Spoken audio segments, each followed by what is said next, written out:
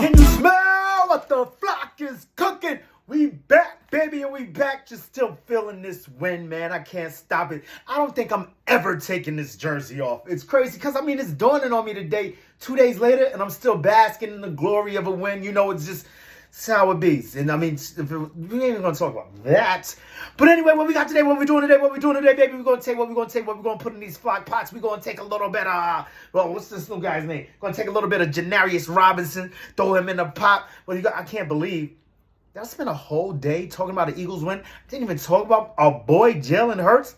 I'm lying. Yes, I did. It's just I was talking so much. Sorry, guys. I get going after W. But we're going to throw a little bit of Jalen Hurts in that flock pot, a little bit of Janarius Robinson, a little bit of Dak, a little bit of Gannon, and then to touch a little bit on my boy Barnett, man. I'm just hearing craziness throughout the Eagleverse. It's wild, man. But before we go any further, you know how we always do at this time, around this time. Please like and subscribe if you're about that fly, Eagles fly, and drop a comment in that box. Flying with the flock, let's fly. Like we always do at this. I don't have no watch today. I don't even know what time it is, bro. It's crazy. But first things first, Janarius Robinson. I'm not going to sit here in front like I have any idea who this guy is. He's from Florida State, 6'5", sounds like a big guy, but what has he done? Nothing, so I don't know nothing about him. Maybe he did a few things down in Florida State, but But one thing I did hear is that this guy is coming over from Minnesota. I like stuff like that. I always used to get mad when they took our guys. Oh, no, guys leave us, and then they end up on other teams, and it just seems like they know exactly what we're doing, when we're doing, how we're doing it, especially when we let that bum Scandrick in the building, bro. This dude went and told all the, So I don't want to get into him, say something that might get me canceled on this motherfucker. So yeah, don't know too much about that guy.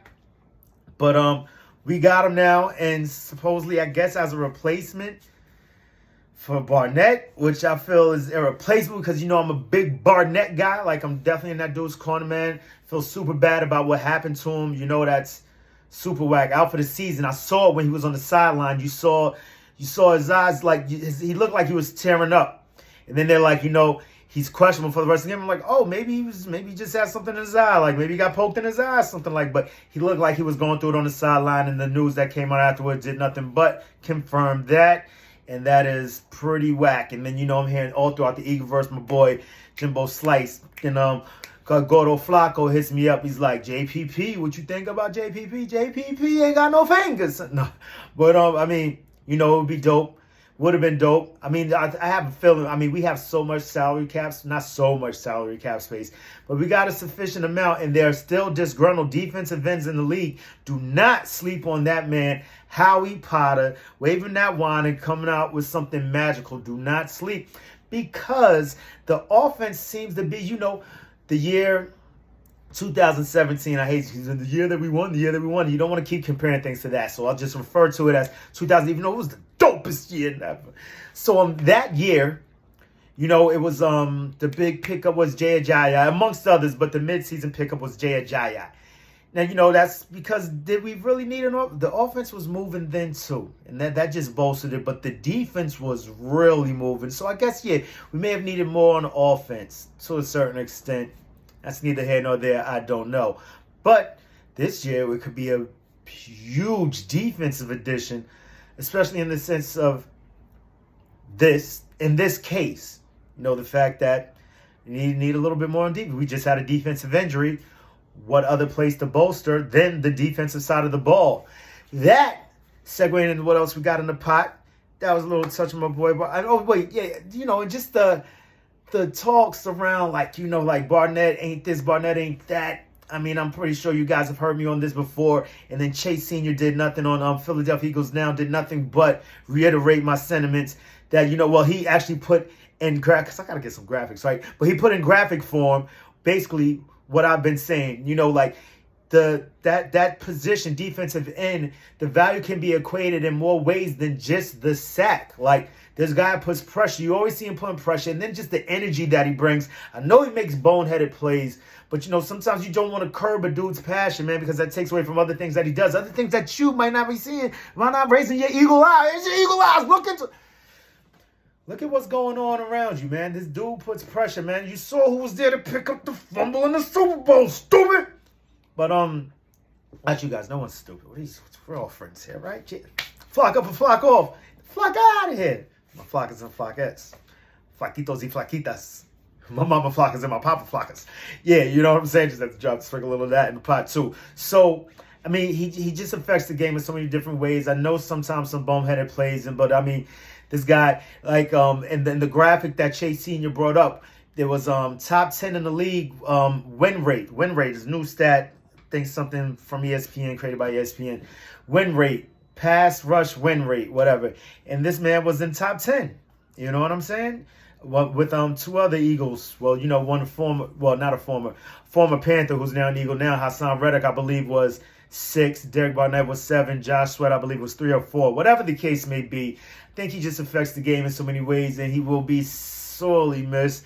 And I'm just with, like, I don't know about who this guy is. I cannot remember. Janarius Robinson. You know, I'm like I heard Philly 500 speaking on this too, man. I'm with Taron Jackson. Someone else said it in somebody else's chat too, man. Mr. Mancini or something, whatever. You know, Taron Jackson, I believe, is the man for the job. Say next man up. I think he could get it done. And while, you know, that's being cooked up, I think Howie Potter's going to be cooking up other things in his flock pot. It's going to bring something beautiful to this equation. Please believe me when I tell you. Watch. Wasn't there some dude over in Chicago? Oh, I think that's the video that I was just strolling past. I think 500 was touching on. Robert Quinn, I believe his name is, from Chicago. Speaking of guys from Chicago, man, that dude Akeem Nicks looks Hicks, whatever. He looks crazy on Tampa Bay. But enough of them. Forget them dudes, man. What else we got in the flock? Probably gonna get into a little Gannon segue from Barnett to Gannon. I'm in the corner of believing that, you know, that I think he's got it. I think we're on to something. You know, not really proven in game 1. I mean, I saw stints of it, man. I saw stints of it. Like I said, man, there were 3 straight 3-and-outs, then a turnover, then a pick 6. Like, there's something there. You just gotta let it. You gotta let it simmer. You gotta let it cook, man. It's gonna come to a boil. Believe me when I tell you, we got this. Do not sleep.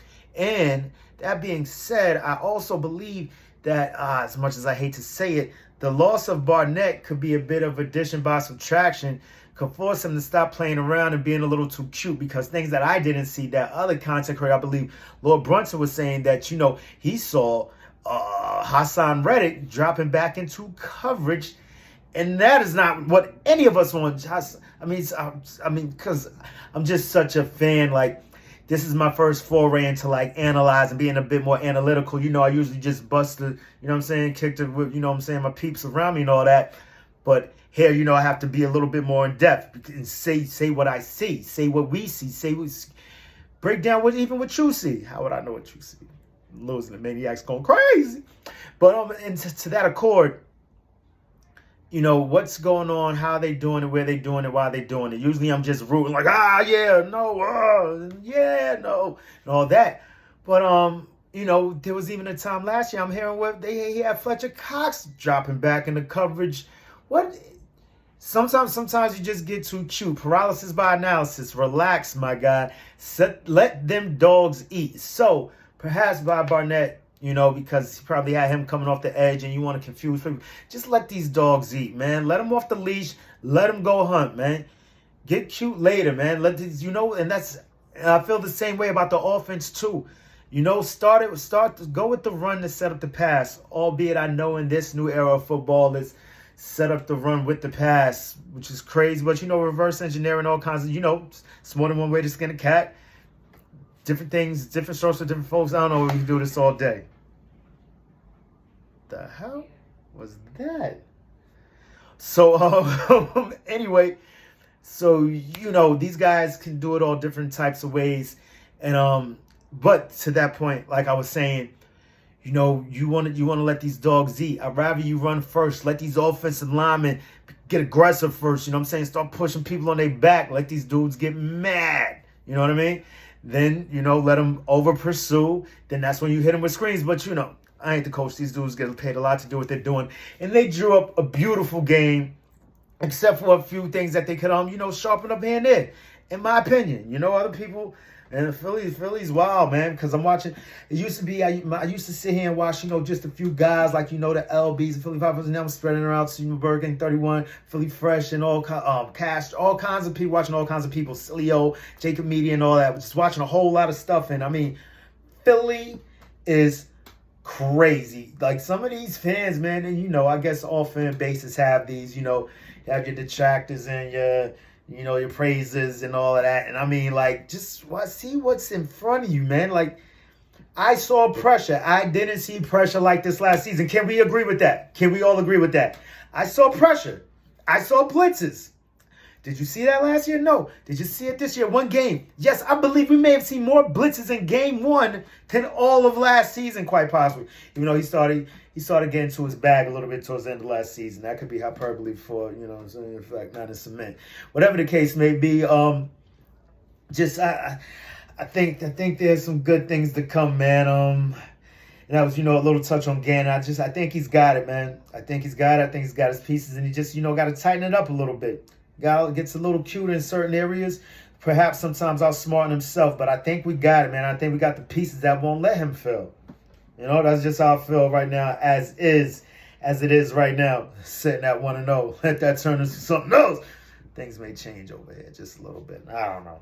Call me crazy. Another thing, let's get into our boy Hurts, man. Like I told y'all yesterday, I spoke quite a lot about Hurts, and I can't help it. Here I am going long again, bro. I love my Eagles, man. Don't hate me for it. Love me for it, embrace for it. I love y'all for it. But I'm trying to wrap this up real quick. I'm just hyped that number one, we won because of Hurts the other day, not in spite of him. Although I was never one that subscribed to that. Man, I'm losing my stuff right now. I was never one to subscribe to that train of thought last season. I feel it was a team effort whenever we won. I mean, I really can't say that I saw any games that defense won, right? So I don't even know where that narrative began. Like, I want them to win because of him, not in spite of him. When was it any other way? Like, what are we talking about here? I get hyped, bro. But, he had a great day, and I told y'all yesterday, if you get rid of those, that was another thing. Checked out Dan Sills. Might stop calling him silly troll for a week. Fully troll for a week. You know what I'm saying? Might chill out on the kid for a second. Because he basically echoed my sentiments saying that, he saw the passes. He saw the pass percentage, I believe, was something like 56%. And I said the same yesterday. If you get rid of the throwaways and the drops, he's sitting at a healthy 72%. And that's not to mention the bat downs count. You know what I mean? That's going to happen, and it's who else's fault is it but yours. So basically, he said the same thing. He said, that 56 was misleading. It was crazy to hear. I just tuned in for a quick second. And the little second I turned in, Dan Sills is giving up to Jalen Hurts. It's like, this guy's turning the page. Maybe he's not as crazy as I think he is. He's just spitting it the way he sees it. And you can't fault someone for that, right? You know what I'm saying? Opinions are like, hey, and he's one. No, I'm joking. But, everyone sees things in their own regard, in their own light, whatever the case may be. And then to hear sports taking those dudes was just tearing Gannon up.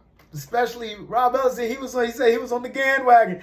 Like, so it was wild to hear the contrasting inverse opinions of those two shows real quick. It bugged me out. Like, where am I? Bizarre World? Like this? And then it was wild. So, just give, some flowers. No. But as a matter of fact, give some feathers to the Hurts haters out there. All you butt hurts. Yeah, my man is cooking. And you better get on the train before you get ran over by it, bro. Because him and AJ, man, this feels good, man. To see that connection, that's just so good. And I'm real quick going to touch on Dak real quick, man. I just had an epiphany today. I thought about it, like, all these disgruntled quarterbacks and whatnot. I mean, not to say that he's one, but yet year 3 of an injury. I could see the boys trading him for a haul. There's always a team out there that, is on their way that may need something. Because prior to him getting hurt, let's all be honest, the boys looked trash. They looked trash. The flag boys. And we had our fair share of flags though too. But the flag boys was back. believe they had something crazy like 15. He was looking buns before he got pulled. Might have saved him from further embarrassment, you know? And they may put him on the trade market come next season because I can't see them. It would make no sense at all for them right now to trade any draft capital to pick up a quarterback for what they're putting on the field right there. But they got Cooper Rush over there. I believe that's his name. So, you know, more power to that. He actually beat the Vikings last year. Hopefully Hurts beats the Vikings on Tuesday. I still got these tickets, man. Hit me up if y'all need these tickets, man. I'm trying to get these tickets off. I'm not sure if I'm allowed to even say a price on here, but, you know, I don't know. You know, 2 tickets, section 109, right? Check it out. Holla at me. TheEagleManiac@gmail.com. Yeah, hit me on Twitter, too. I believe it's the Eaglemaniac1. Yeah, I got a Twitter, too. I got a TikTok. Ain't nothing on it. I think that's the Eaglemaniac. Yeah, I'm going to start working on all that stuff. Got to get my social medias rocking and all that. Oh, mother. You know what I'm saying? But other than that, yeah, I think that's all I wanted to touch on, man. Dak might be up out of there. I'm by no means happy about his injury, but I'm happy that Cowboys fans are unhappy. Is that bad? Does that make me a bad person? I don't care. Look at my eagle eye. It doesn't matter.